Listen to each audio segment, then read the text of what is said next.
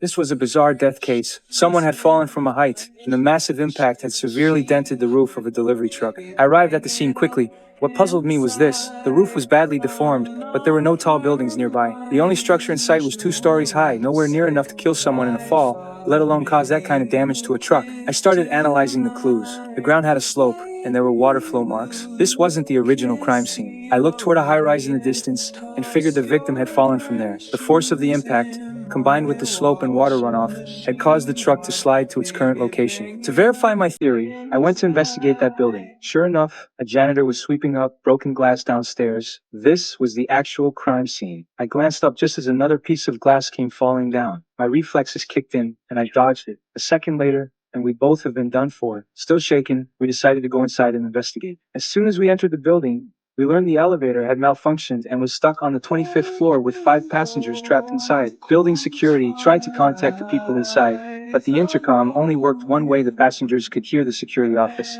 but couldn't respond. Time crawled by, and the cramped space was making everyone increasingly anxious. The repairman checked everything but found nothing wrong, so he decided to cut the power and restart the elevator. The elevator went pitch black. Suddenly, someone screamed. When the lights came back on, everyone saw David taking advantage of Auntie in the dark. David quickly explained that he had claustrophobia and had panicked. Jerry, who had been silent the whole time, walked to the center, lifted the ceiling hatch, and let David get some air. Then the lights went out again. Anna started screaming. When the lights came back on, everyone noticed a wound on her back. Panic set in. There was no weapon in the elevator, so who did it? David noticed blood on Eric. Eric explained that the woman had fallen against him and the blood had rubbed off. Security saw all this on the monitors and immediately called the police. I happened to be investigating the fall case, so I went to the security office. I used the intercom to calm them down, told them not to move, and assured them we'd get them out soon. Just then, the security guard saw a face flash across the surveillance screen. The nightmare was only beginning. The lights started flickering. After a loud crash, it came back on. Glass was shattered everywhere, and a shard was lodged in Eric's neck. He was dead. The 4 remaining passengers scattered in fear, eyeing each other warily. The killer had to be one of them. I needed to speed up the rescue. But more importantly, I had to find clues, identify the killer, and prevent another attack. I noticed the letter in Eric's clothes and asked Jerry to help retrieve it. It turned out Eric was headed to the 35th floor for a business meeting, the exact floor where the fall had occurred.